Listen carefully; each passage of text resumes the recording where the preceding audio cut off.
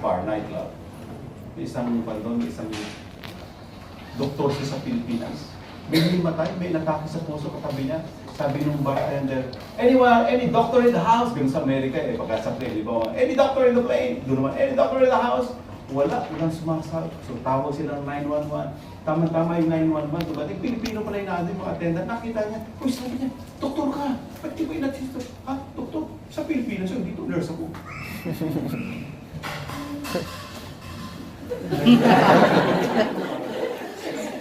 Hindi sila na gutom pa sila. And so, we're going to talk about Joseph. Joseph as a, his life story is maiyahalin tulad natin sa story rin ninyo. Yung story ng buhay ninyo. Ganon din si Joseph. Up, down, up, up, down, up, down. Pag ganon din ang buhay niya. And so, he started with a good life. Joseph started as a niño bonito, as a favorite son of Jacob. Jacob, Israel. Okay? Jacob siya nung una, and then later on, hindi pa binago ni Lord yung pangalan niya. Parang si Abram, ginawang Abraham. Okay? Si Jacob naman, ginawa ni Lord Israel. Okay? So si Jacob or Israel, meron siyang naging dalawang asawa niya, magkapatid. Alam niyo ba yung story niya? Yung unang naging asawa niya si Leah, nagkaroon siya ng 10 anak doon. And then, pangalawang naging asawa niya, si Rachel. Nagkaroon siya ng 2 anak doon. Isa sa mga anak niya roon ay si Joseph. Yung pinakapanganay doon sa dalawa, si Joseph. The youngest is Benjamin, or was Benjamin. And so, Joseph was daddy's favorite. Siya yung niño bonito. Wow! Ganda nun, di ba? Matagurian ko, paborito ko ng daddy ko, daddy's favorite. And what are you going to do? Pagka halimbawa paborito ko ng tatay mo, ano gagawin mo? Pagyayabang mo? Pagmamalaki mo sa mga kapatid mo, or magiging humble ka? Humble.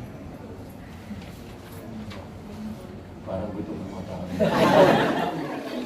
And so si Joseph, Joseph did not make use of his being a favorite in a good way.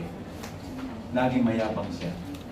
Being a favorite can be a blessing, it can be also a curse. But in the case of Joseph, dahil naging mayabang siya, pinagmalaki niya, plinon niya, ako paborito ng daddy ko. And so, what happened? In Genesis chapter 37, verse 3, it says there, now Israel, Jacob, Israel loved Joseph more than any of his many of his other sons, because he had been born to him in his old age, and he made an ornate robe. Ibig sabihin ng ornate robe, napakagandang robe for him.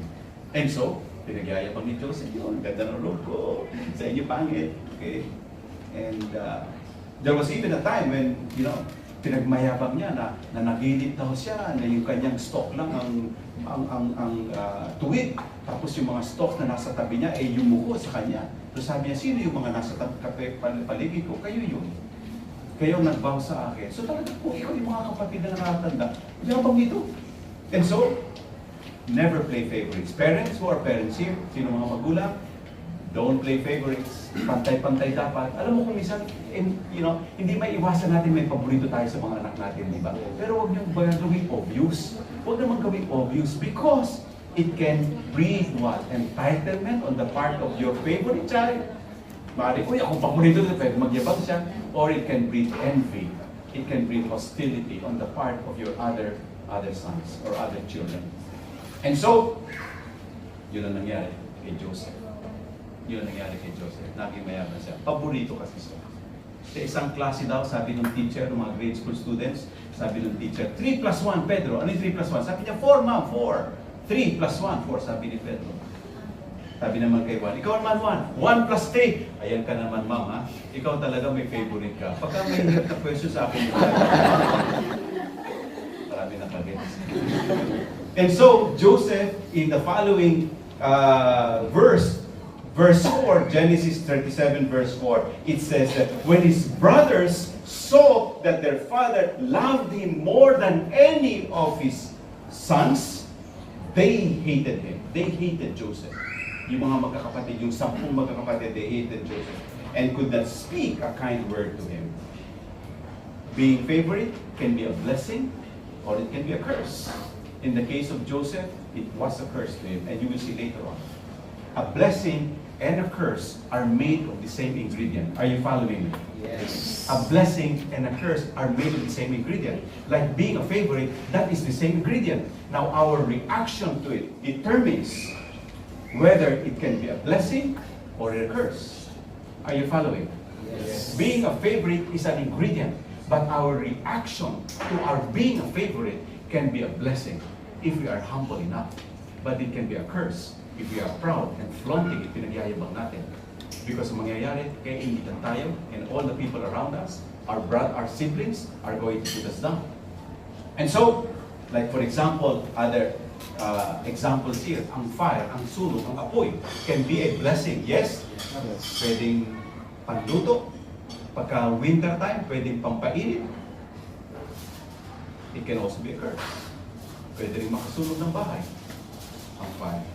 So any, like for example, money. Money can be a blessing if you use that to be able to bless other people. Yes? Yes. But it can also be a curse if you use that to be able to amass more wealth and to be able to take advantage of other people. Being, in another country can also be a blessing. It can what? It can prepare you to become financially abundant. It can also prepare you to be able to become a blessing to other people.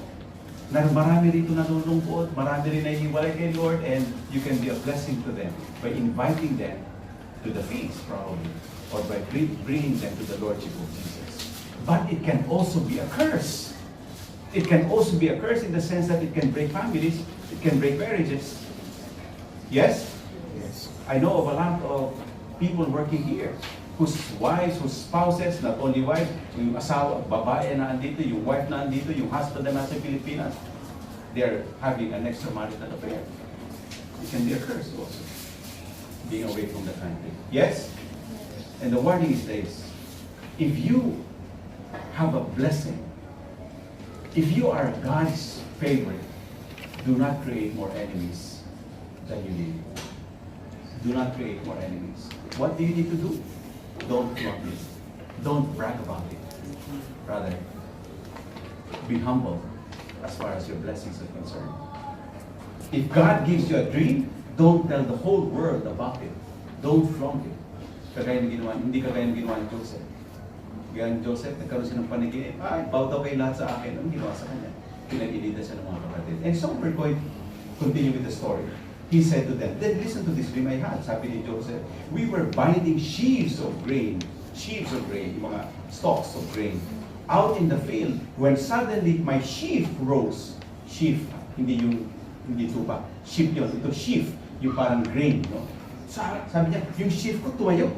At pagtayo ng sheaf ko, when suddenly my sheaf rose and stood upright, while the other sheaves around me bowed down to it.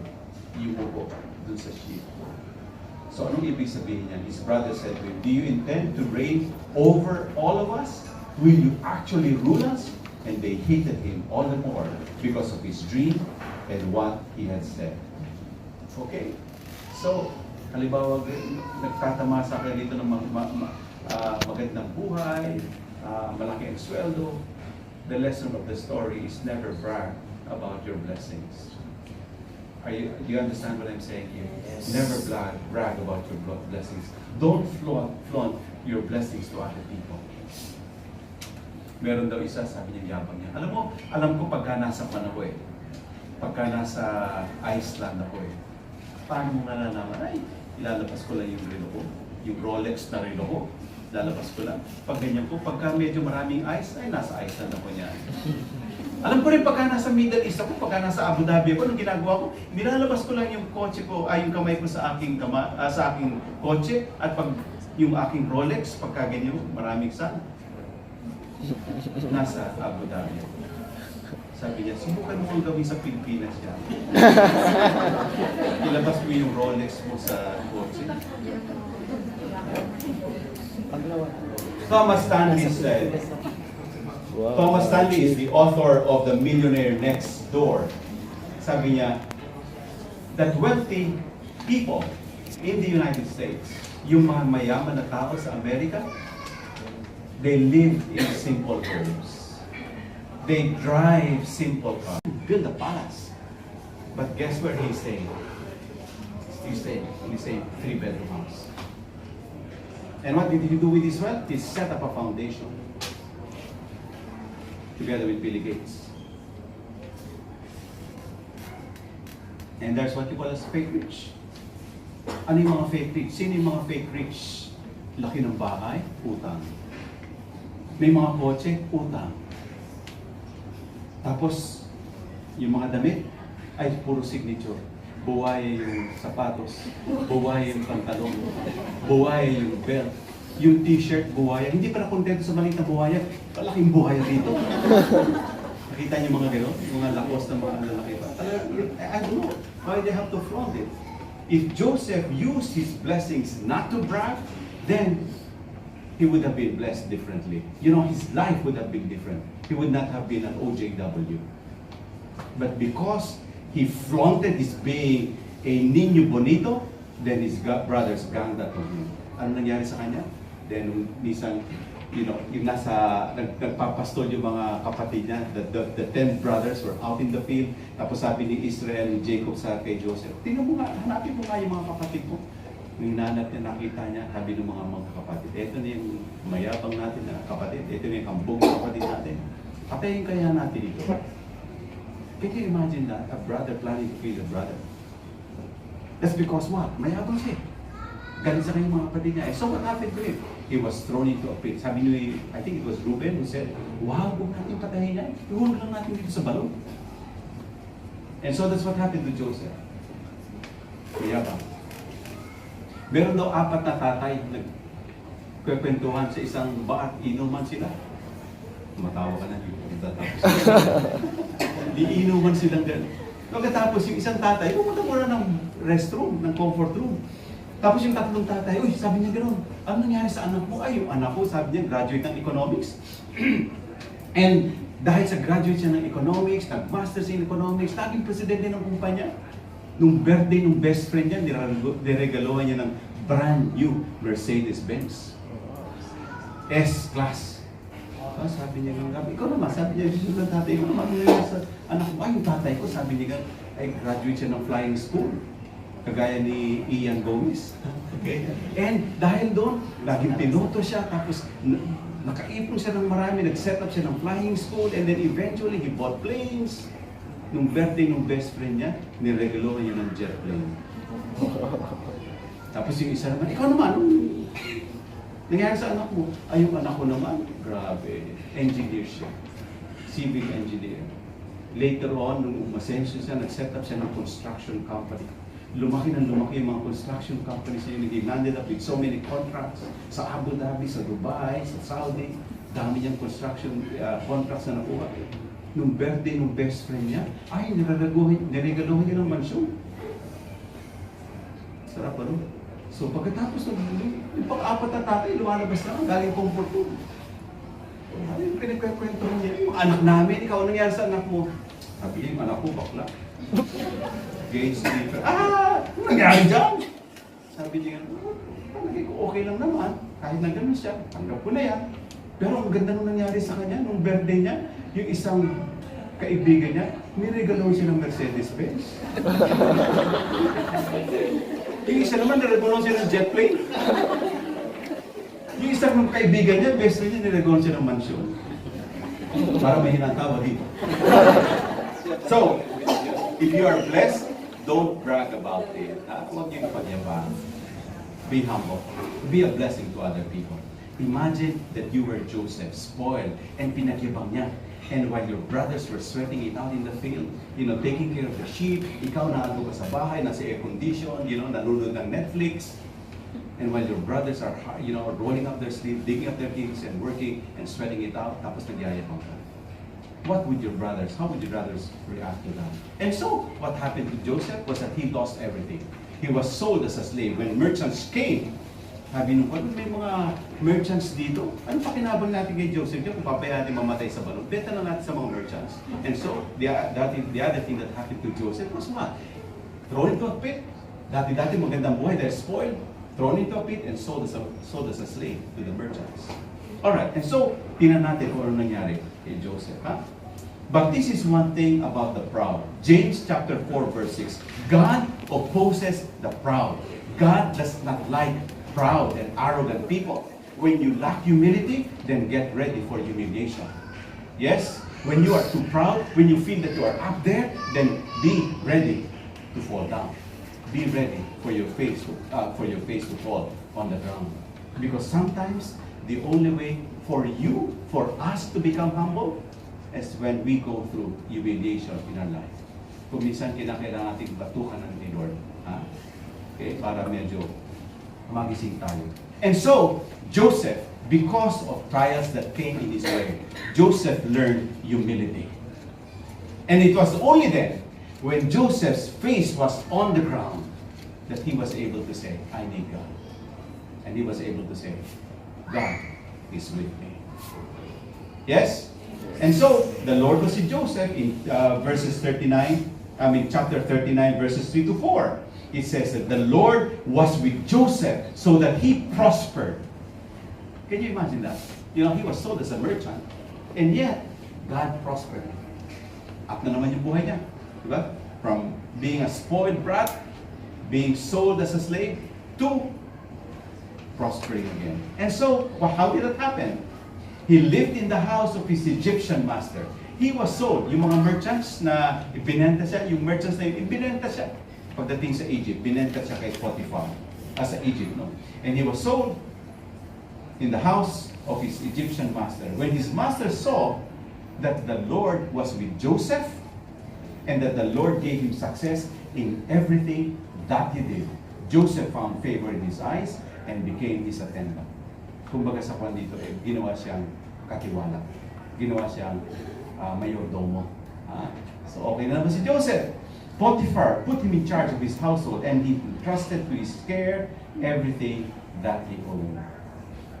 Akala natin nice ending na kay Joseph, no? Akala natin maganda na, okay na siya.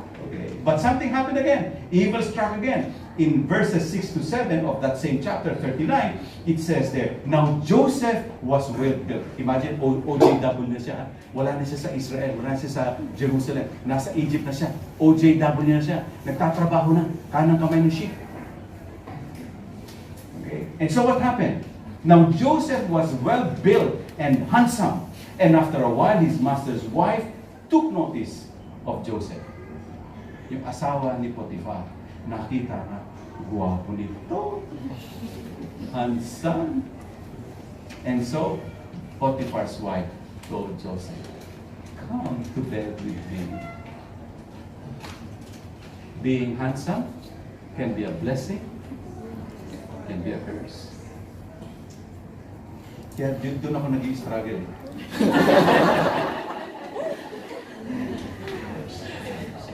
Good looks can be a blessing, it can be a curse. Because of his good looks,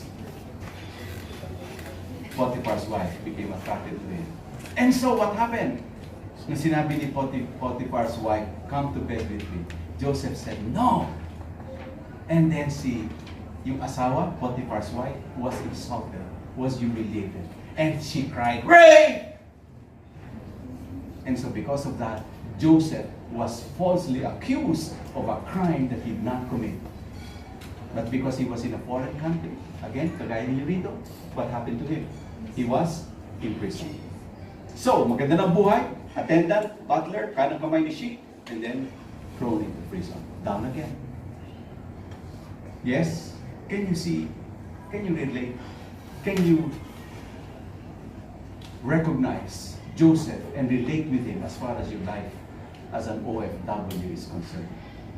Parang seesaw. Up, down, up, down. The place may be looking familiar to you.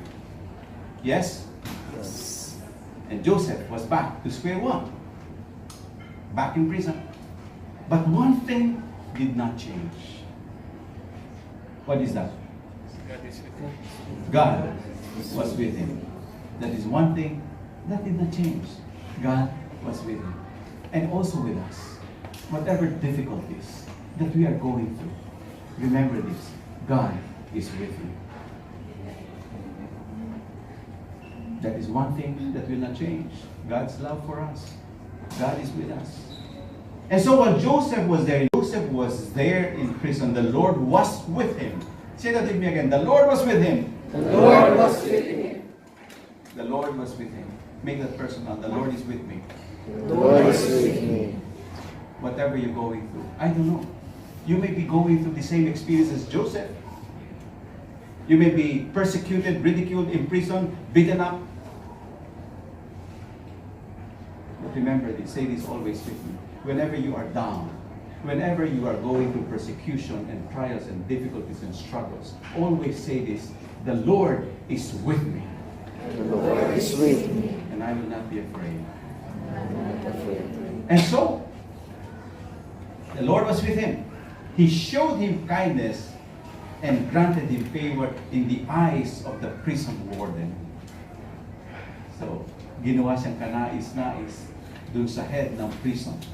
And the warden paid no attention to anything under Joseph's care because the Lord was with Joseph. Alam mo, yung sinasabi natin, if you are for God, then nobody can be against you. Yes? Yes. If God is with you, then nobody can be against you. And so this is what happened. The warden paid no attention to anything under Joseph's care because the Lord was with Joseph and gave him success in whatever he did.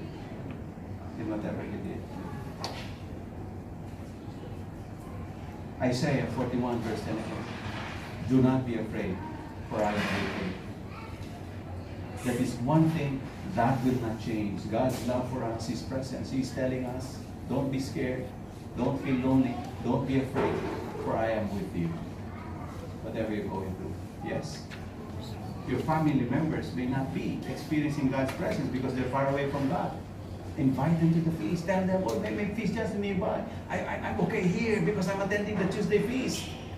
There's a feast there nearby. Puntahan nyo dyan. Punta kayo dyan. Let them experience God's presence in their life. And on a practical sense, have an amazing experience with them. Even if you're far away, do not forget to always get connected with them. Ewan ko anong uso rito. Viber, WhatsApp? WhatsApp. WhatsApp. Let's move WhatsApp kayo. Messenger, always, you know. Are you getting what I'm saying here? Always get connected with them. That's one way. There's what you call as LDR, long distance relationship. Sometimes it may not work, but we can work. It can work, especially on marriage, especially in families. We have to make it work. Yes? Yes. Are you getting what I'm saying here? Yes. Because you are already married, you've got to preserve that marriage. They are your children already, and you cannot drive them away. And they cannot be separated from you. There is what you call as relationship drift. Relationship drift is because of your long absence. Then they're feeling, you're feeling, they're feeling for you, and for each other may be drifting apart. That is a normal feeling. But we can cure that. We can salvage that by doing some practical things and spiritual matters, spiritual actions as well. Practical things, getting connected with them. Yes? Yes. You've got some free time here, you know. Yung iba sa inyo dito is tapos na ng alas 5, then get connected. Alas 9 ng gabi sa Pilipinas yan. Get connected with them. That's my request. And then lead them to Jesus. May feast dyan nearby. Attend the feast. Are you getting what I'm saying here? Yes. Hallelujah. Are you okay? Yes. I'm about to end my story or my talk. And I'd like to end it with a story. Tell somebody beside you, God is with you. God is with you.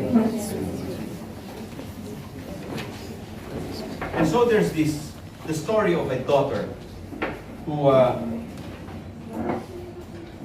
went to the priest one day. And then sabi niya, Father, can you go to my father? Can you visit my father? He's very sick. And can you guys just give him the anointing of the sick? And so the priest went to the house. Pagdating doon sa bahay, pinuntahan niya sa bahay. Meron akong picture niya. Ayan. Pagdating doon sa bahay, pinuntahan niya yung kwarto. At pagdating niyo sa pagpasok niya sa kwarto, napansin niya, merong silya doon sa tabi. Empty chair beside the bed of the sick father. And then sabi niya, siguro pinagandaan. Alam mo, siguro darating ako. Nireserve niya yung silyang niya para sa akin. And then sabi nung pare, ay tatay, sabi niya gano'n, kumusta po kayo? Puputi naman. Sabi niya, ito ba silyang ito para sa akin? Ay hindi. Sabi niya gano'n, hindi yan para sa iyo. Hindi ka inaasahan darating. Yung silyang niya naandyan na talaga lang. Bakit po? So sabi niya, pakisara nga yung pinto. So sinara ni Father yung pinto. And then sabi niya, alam mo, iho, ano mo Father, yung silyang yan. Dati kasi ako hindi naniniwala kay Lord. Dati malungkot ako. Parang ako nag-iisa lang.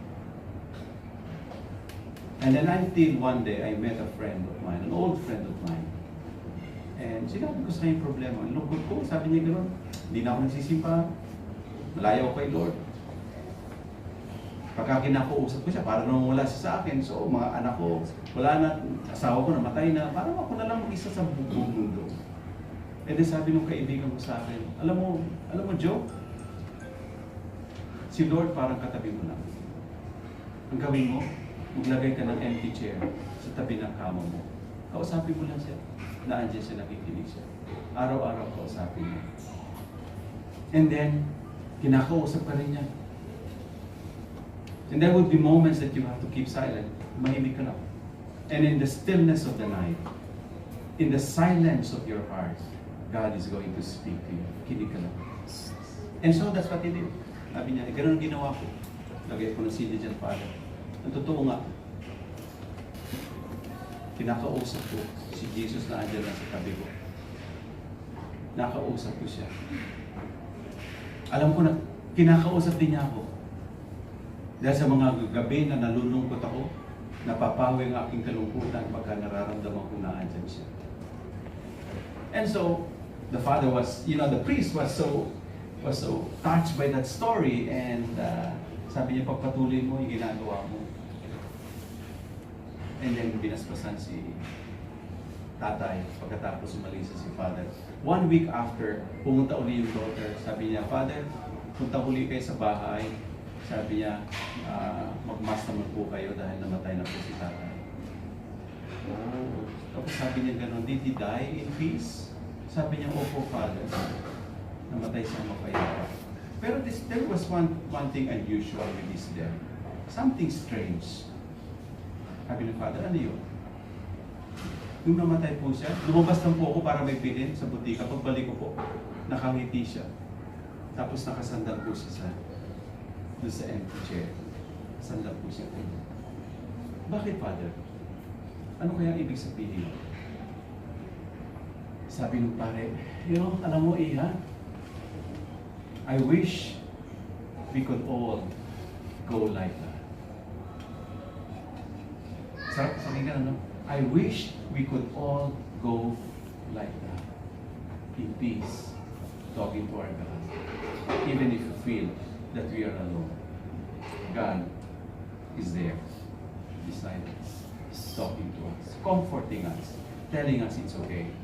Do not be afraid, for I am with you. Amen? Amen. Hallelujah. Tell somebody beside you, don't be afraid. Don't be afraid. Don't feel lonely. Don't feel lonely.